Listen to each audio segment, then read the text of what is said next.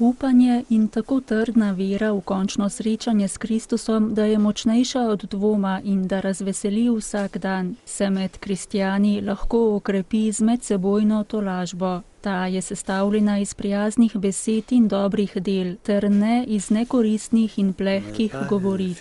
Tako je danes zjutraj zatrdil papež Frančišek, ko je po poletnem premoru ponovno daroval sveto mašo v kapeli doma svete Marte v navzočnosti skupine vernikov.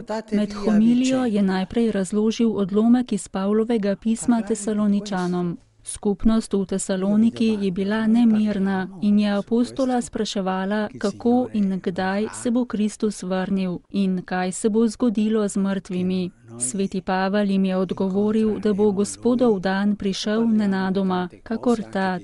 Pri tem pa je še dodal, da bo Jezus prišel, da bi prinesel zveličanje vsem, ki verujejo vanj. Zato jih je nadalje spodbudil, naj drug drugega tolažijo in naj si medsebojno pomagajo. Ravno ta tolažba je po papeževih besedah tisto, kar daje upanje. Tolažite se, medsebojno se tolažite. Izhajajoč iz teh besed je papež Frančišek zastavil še eno vprašanje.